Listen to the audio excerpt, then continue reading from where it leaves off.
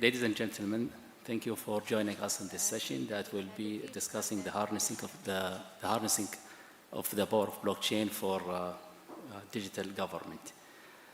Please welcome with me our guest speakers, Mr. Anthony Butler from IBM. He is the Chief Technology Officer.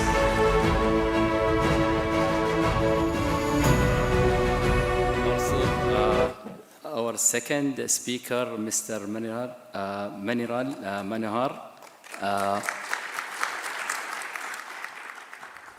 Thanks so much for having me. He is the CTO and co-founder from CasperLabs. Our last speaker, Mr. Sheriff El Malt, from Oracle, and he is the public sector industry leader. Thank you for joining us. Nice time to hear you. Actually, the topic of today to discuss the role of blockchain for government or digital government.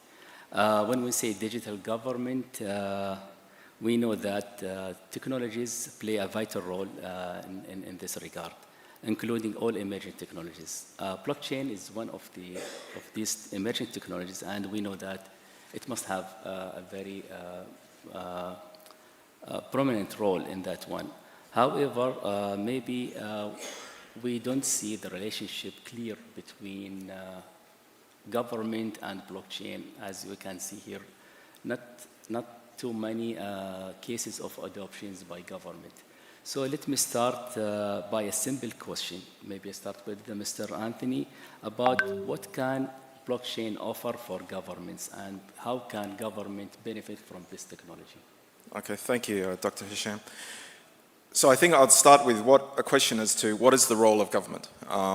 And government is, when we think about government, we might think about it as an entity that makes rules, an entity that adjudicates in disputes, an entity that enforces certain rules and regulations on the society or business. But fundamentally, I think government is about manufacturing trust. So if you look at how government appeared, it appeared to allow humans to trust one another, to provide rules, and when we have a dispute, to be the arbitrator that decides who is right, who is wrong through the court system. So a big part of government is creating and maintaining this trust in society. Now, if we look at what blockchain does and solves, part of the problem that blockchain solves is how do we create trust? How do we enable people to trust the supply chain? How do we enable counterparties to trust one another? And by doing so, we can do it in a way that doesn't require intermediaries. It removes a lot of inefficiencies, and it allows us to reimagine what government might look like. Because many of the functions that we have in government today could potentially be made more efficient and more effective if some of those elements move to blockchain-based solutions or blockchain-based approaches. So I think there is a very, very fundamental relationship between government and blockchain. And I think blockchain is definitely something that forward-looking governments should be looking to as to how they can reimagine the business of government in a way that is more efficient, more effective, and ultimately delivers a better outcome to the constituents, whether those are individuals, businesses, or other counterparties and stakeholders. Thank you. Thank you very much. But can you just give us your opinion regarding the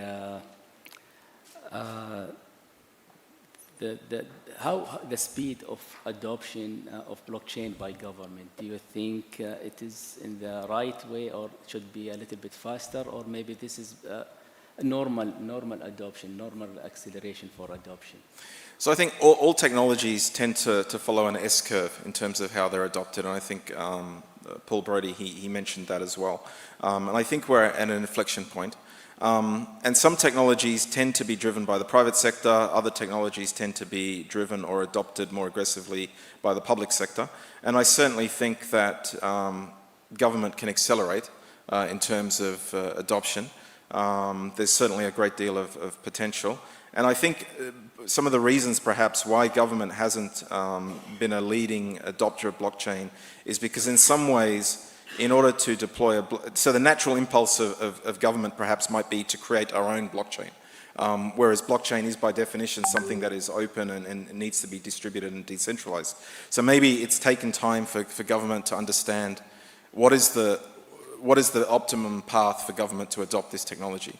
So I think there's some complexities around blockchain that perhaps have made it more challenging for some governments to adopt at the same speed. Okay, thank you. For Mr. Miniral, I'm saying your name right? Mrinal. Manohar, yeah, close. Manohar. Okay, sorry. Can you just explain to us about what is the difference between blockchain technology and traditional alternatives? So why government should invest, for example, to go to the blockchain technology while they can do some services using traditional systems? Yeah, so blockchain gives you two things that no other technology gives you. I don't know, is the microphone? Hello, can you hear me? Hello? Hello? Oh, wow, overcorrected there. So blockchain gives you two things that no other technology gives you, and only two things, really. The first thing is it gives you the best form of copy protection, meaning if you think about it, why didn't digital money exist before?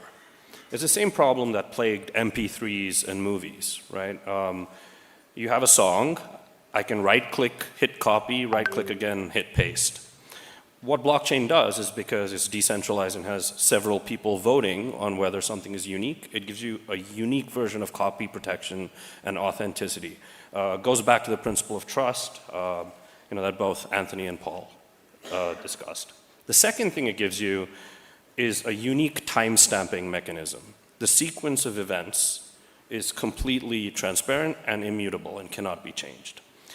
So why this is really useful for governments is because if you think about things that governments have that have tons of overhead, for example, land deeds, licenses, college degree certificates, even like law and order, all of these systems are highly inefficient because there's a lot of inefficiency created to ensure that something is a legitimate version of whatever you're measuring, whether it's a degree certificate, and that it happened at the time that was suggested. If you think about the size of the staff that any government agency has, to both say this is authentic and it happened at this time, it's pretty massive. If you can get a technology that automates that, you have excised so much cost and added a ton of trust. So, these are just some examples of government operations that really, really benefit both from copy protection as well as time stamping. And so just stepping back, those are the two things that blockchain gives you that we really haven't had a computerized technology give us that before. And that's why we never had digital money before. Because, if we didn't have copy protection, anyone could right-click a Bitcoin, hit copy, right-click it again and hit paste. You cannot do that on a blockchain. Thank you. So the blockchain is not a luxury. I think it is very important because it can provide other services traditional technologies cannot or has kind of limitations of that. Correct. Other technologies can, but the level of manual overhead and replication of effort is very, very high. Blockchain does it in an automated way, and especially for some things, the level of replication of effort would be so high that it almost would become untenable. So both you can reduce cost of certain government services by orders of magnitude, and you can also create government services like universal ID, et cetera, that's automated on a phone, for example, that really wouldn't be safe without blockchain technology. Okay, thank you.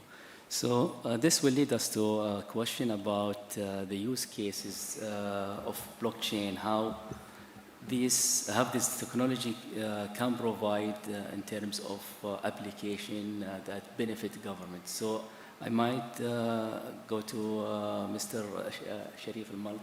As an expert of blockchain, can you just give us some samples, some examples for application, implementation, whether in the region, Saudi Arabia or outside, about how people utilize blockchain for to support business, specifically for government? Yes. Thank you, Dr. Hisham.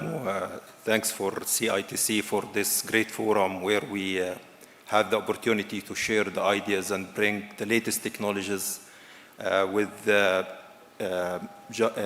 great vision from CITC, as we heard yesterday from His Excellency Dr. Tamimi, that although CITC consider as a regulator, but they are bringing the innovation as well, so we innovate before regulate. If we are talking in specific for the public sector or the government, we have different types of services in the government, G2G, G2C, and G2B. So we have different use cases can be introduced to the market. If I may start with a concept, blockchain started for a specific reason, for the cryptocurrency at certain point of time. Most of our use cases are supporting the commercial business. So when we are bringing blockchain to the government, it should be regulated because government is the trust. So you have to set the right foundation for the dealing, and it is more of design concept. It is not only a technology. People dealing with blockchain should consider the new types of business processes and business models that we will be introduced to the market, and accordingly start deploying the technology to be in the right context. So one of the great use cases that we are working in Oracle on it, and it has a great impact for our customers in the public sector, what we call tracking assets. So before track and traceability was focusing only on the IoT, but introducing new business models like PPP, private-public partnership, so the government start to partner with the private sector, so the assets is not owned by the government itself, and we start building the cycle from the manufacturer, the asset owner, the entity, maybe a municipality, and the operator. Here we are creating what we call distributed ledger, and here the blockchain can add a great value in terms of accessing the right data in a real time, of course, the security by tokenization, and make sure that we have a sustainable business model if we change one of the ecosystem, the operator or the supplier itself. So it gives a full visibility, or what we call 360 view about the asset and its maintenance and its lifetime. Okay, thank you very much. And also, Mr. Anthony, if you can just add some, from your experience, some use cases also, because I think this is very important to accelerate the adoption and also to bridge the gap about having this technology and seeing realized in a live implementation. Sure. So if you can just share. So I think one of the areas that is perhaps most mature, but it's interesting, but it's not the most interesting, but that is tokenization. So being able to tokenize different assets such as land title, beneficial ownership of companies, etc. This is one area where I've seen a lot of interest and some growing adoption by government. But what I think is probably the most interesting area, which is also probably the most futuristic, is there's a concept that some of you may have heard of decentralized autonomous organizations. So a new type of organizational form different to a company that exists as a native institution on the blockchain. So using smart contracts to govern the rules of the organization, where you can contribute money, you can vote, and this organization can engage in economic activity. And so you can see, for example, there was just as a very simple example, there was a group of people who got together who decided they wanted to buy a copy of the Constitution of the United States. They created this decentralized organization. They donated money to it using a digital form of currency. And then this organization was able to act as an economic actor and try and bid and procure this asset, which is a very simple example. Now, what does that mean for government? One of the interesting use cases is around funding of research, particularly within the biotech industry. And there are many inefficiencies that exist within biotech and the pharmaceutical world, many of which became apparent during COVID, where we saw how quickly we were able to get a vaccine to market. That is not the normal speed at which we operate.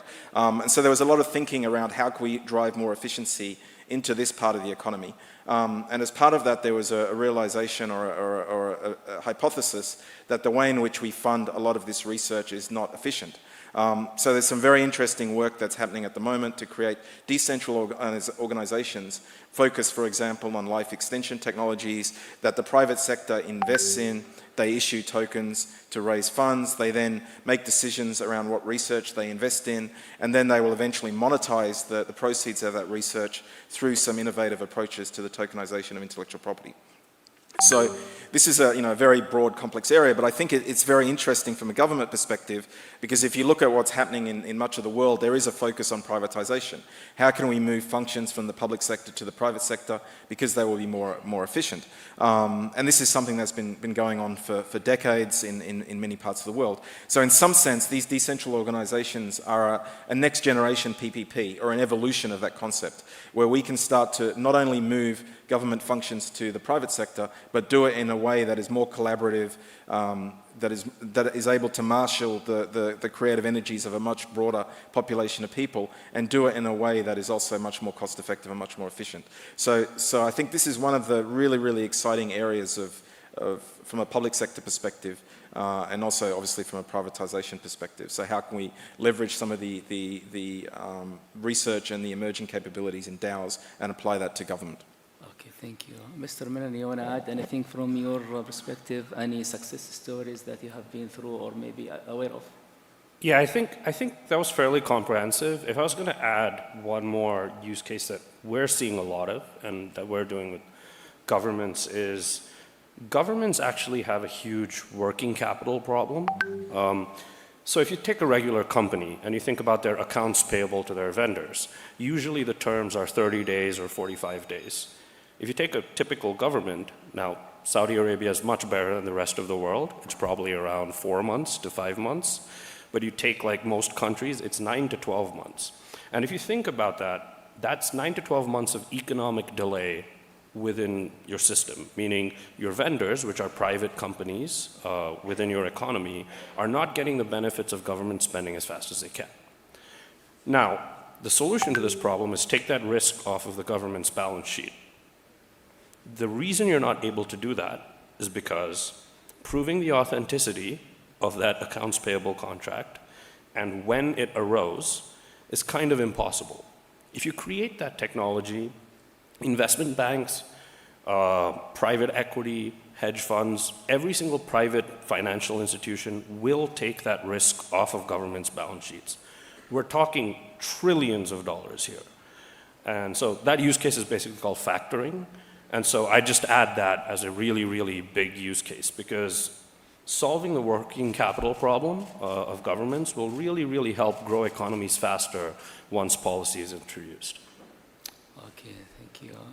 Mr. Sharif, do you have some experience with globally government who has successfully implemented blockchain technology for their central government, for example? It doesn't have to be in the region, but in general, and why you think this is a successful implementation, if you have some cases from your background? As we heard, everybody is talking about the technology. The adoption is still not up to that level. When it comes to governments globally, one of the key benefits of blockchain you have to consider, which is the openness and the transparency without any regulator. So since we found the technology, it was supporting the peer-to-peer and Web3. So it is a direct relation between two parties only. Once you come to the public sector and the government business, you have to adapt the model to be compliant with the public sector. One of the reasons, or one of the main considerations that we have to take when we speak with public sector, the data residency. So we still don't have regulations for blockchain And most of the emerging technologies like cybersecurity, we have a great discussion in the morning, artificial intelligence, how you can deal globally in such emerging technologies. So public sector usually be conservative in adopting such technologies. However, if the technology vendors act as an accelerator and enabler in the country, considering the ecosystem and creating collaboratively across different entities and new business models that can be accepted and consider the local regulations, I think the adoption will be very high, and this is what we are trying to do in this stage. But this is good. That means that we are in the right time to think and discuss the adoption of blockchain, since everybody right now is just moving to this technology. So we are not lagging. Maybe this is the right time to be with... This is the perfect time, especially in countries like Saudi, where we are looking not enablers only, but accelerators for the digital economy. So it is opportunity to think, considering the great infrastructure already in the country and the great investments already done. So this is a perfect time to start. Great. So for the adoption, technical thing is not the only issue. There are other factors like the organizational, regulatory, market. So different factors can help the adoption and implementation. But in terms of the technology, since you are just focusing on the technology right now here, do you think it is complete? All the issues have been solved for emerging technology? Let me just hear every one of you about this one, about the technology point of view. Is the technology of blockchain complete that can be implemented safely, but the other issues like the regulations, the standards, all the other factors of the ecosystem is the only issue there, not with the technology itself? So I think the technology is continuing to evolve, right? And it will continue to evolve, you know, like all technology, as we use it more and more, and as that use places more demands on it, the technology will need to evolve from a scaling and a performance perspective. As we discover new use cases, we will need to evolve from a functional perspective. So I think, no, definitely the technology is not mature and at the stage where we can say that technology problems are solved. And again, you know, we don't know what this will look like in the future. It's very difficult to predict. We know who are the leaders today, and what would be the safe, you know, the safe options from a technology perspective, but we don't know what this will look like in the future, because it is an emerging technology, and the definition of emergence is that it's still being discovered. Okay, but up to a certain extent, it is okay that it can be adopted and tested and during the Definitely. You should not wait, right? Because if you wait, you'll be waiting forever. So, because the technology will continue to evolve. So, you know, the best time to explore this technology is now, or was yesterday, but if not yesterday, then now. I see. Okay, great. So, Mrinal, we see in blockchain there are different platforms. Some of them are famous, like Hyperledger, Ethereum, Quorum, and other. They have other people. They have built their own platform. Like, for example, the Bitcoin doesn't follow any one of those platforms. So, do you think there is something better fit for government than other platform, or they should implement their own platform? What are the pros and cons for being owner for the whole implementation, or just utilize one of the standard platforms? Yeah, so I'll start by saying, if we look at the industry today, and especially the market leaders, the industry is at, if you think about search engines, the Alta Vista stage. There are several things that are fundamentally broken, which is actually what we're trying to fix. First of all, when people say the leaders in this industry are established, I absolutely disagree. I'll make a bold prediction right now. 10 years from now, the blockchains that governments and enterprise use will be completely different. And the reason is, all the current leaders in the market are unupgradable blockchains because they've not been built modularly. And so, as a result, they will not be able to upgrade themselves to solve the two biggest issues that exist. One is, blockchain, like any other technology, if you take databases or ERP systems, plug into a larger IT stack. They're not a panacea. They're not a standalone system. There's a huge IT stack that does a bunch of other things, and this needs to plug in and out. And if you look at blockchain today, it's esoteric programming languages, it's very, very custom technology, which requires extremely custom expertise. This has never worked historically. Like cloud computing didn't take off till, some of the providers figured out that it needs to just fit very neatly within an existing IT stack.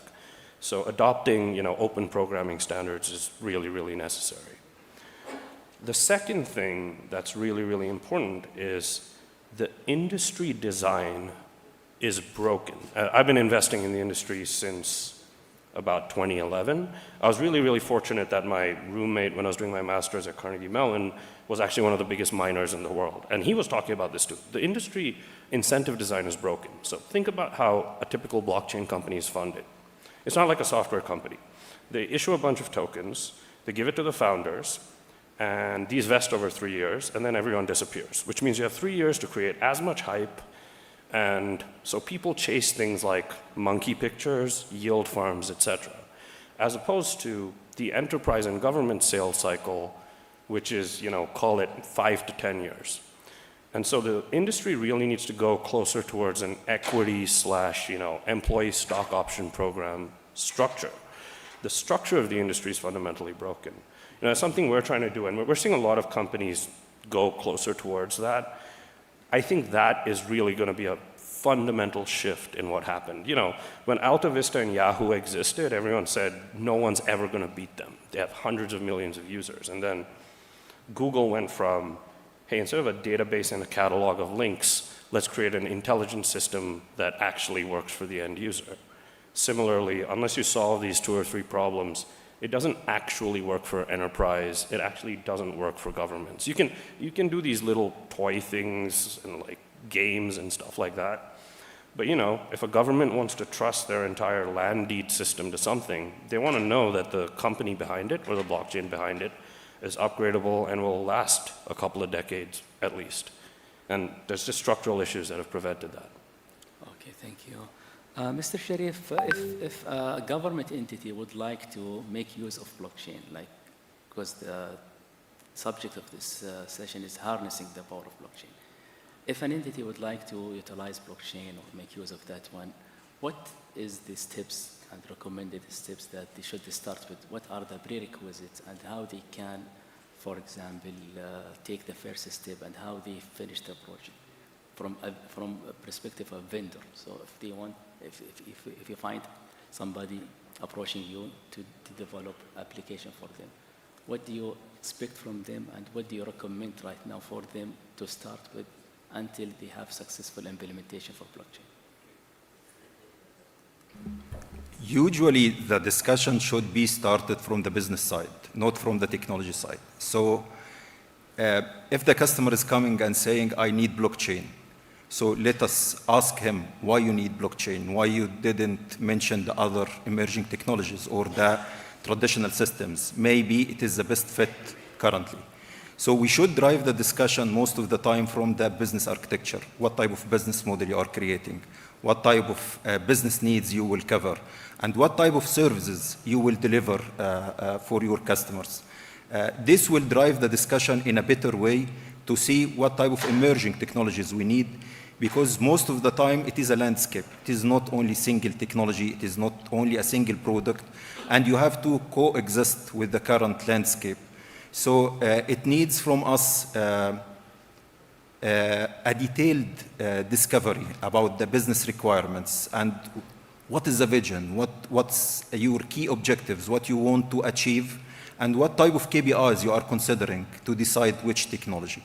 If we have such a visibility on the customer needs, it will be better for us to start from designing the solution itself, see what type of mandates we should consider while we are designing the solution, what type of data sources we need to integrate with, and then start building the blocks. So it will be a complete architecture. It will not be a single technology only. You will have a database by the end of the day. You have a back office to keep your records. you have to consider the other ERBs because everybody is looking to the transaction from his perspective. It is an invoice, it is a BO, it is a commitment, what type of financial effects it will create in his back office. So for us in Oracle, we are considering end-to-end solutions, not only a single capability or a single technology. If this is answering your question. Yeah. Okay, great. Mr. Anthony, how you can justify, for example, the investment in blockchain for a client? Because they say that we would like to use this one, but we need to invest in people, in training, maybe new unit, developing new processes. So this is a huge investment maybe, and also operation cost, transformation from legacy system to the new one, and maybe there's a mismatch. How you can justify this one for a client just to bridge the gap of having this technology implemented? So I think there's a first order benefit and a second order benefit. So the first order benefit is a direct benefit. So that would be looking for the use case where you see clear inefficiencies in the way that things are done today, and you have clear line of sight to some sort of saving if you are able to achieve those efficiencies or improve those efficiencies through blockchain. So for example, wherever you have silos, wherever you have multiple things being maintained in multiple places, wherever you have this trust deficit, this is the type of place that I would look. And that's things like supply chains. It's things like where you have a need to ensure the provenance of some kind of asset, whether it's a digital asset or a physical asset. So that there's certain patterns that I would look for where we know that there is typically a business case. So that's kind of the first order benefit, the direct benefit. The second benefit that you get, even if the project fails, is that you are learning more about the technology, you are learning more about blockchain, and you are building capabilities within your organization that you can reapply the next time, right? So even a failed project is not a total loss, right? So I wouldn't get into this analysis paralysis where your expectations are like you're going to implement an ERP system, right? You need to always keep in mind that blockchain is an emerging technology, and it is something that there is still value in exploring and building capabilities around. But I would try and find a project to start with that fits this kind of archetype of where you have a trust because deficit. Maybe this is the first obstacle usually people would like to do something, but they don't have the expertise, they don't have people, they can just proceed with the new trend maybe. But that also goes to technology selection, right? So when you choose a technology, you should be looking for a technology that has a big ecosystem, right? Outside of your organization, because then you can get access to the talent. If it's a technology that is, geographically isolated, or it's a technology that involves some very esoteric programming language that is only known to a handful of people, it's probably not the best technology, right? So as part of your technology selection, look for something where you have access to this ecosystem. Of course. Yeah, okay, thank you. Mrinal, do we have enough talents worldwide in blockchain implementation in case that people would like to procure or hire people to do it? Are there enough talents right now, or still blockchain suffering from lack of expertise, developers worldwide? Sorry, I didn't get all of that, but could you repeat that? Sorry. Are there enough talents, people, experts with blockchain in terms of advisors, developers, operators? Are there enough people, or still this one of the obstacles that people think of this technology when it comes to implementation? Yeah, I actually think there are enough people, but like I said, it's an industry structure problem. So I'll give you an example. At CasperLabs, we don't hire blockchain engineers. We hire engineers. Like some people have built systems that have served millions of people. It's actually a complete antithesis of how you think about it. If you think about it as a fundamental technology, it's actually not that tough to build. It's similar to cloud computing. When cloud computing first started, everyone was like, oh, is there enough talent in cloud computing? If you understand enough about distributed systems design, and you understand what the problem you're trying to solve, as long as you're a good engineer, you can figure it out. I think because of the broken design and short-termism, people haven't built the consulting and professional services expertise that's required. And this is required on two levels. One, since it's a novel technology, you need professionals to walk people. You need the Sherpa to help you go up the mountain. Because it's novel. If you think about the early days of cloud computing, AWS used to lose a lot of money because it just wasn't profitable because they had to walk people over it. In fact, most investors in Amazon were asking them to cull that business.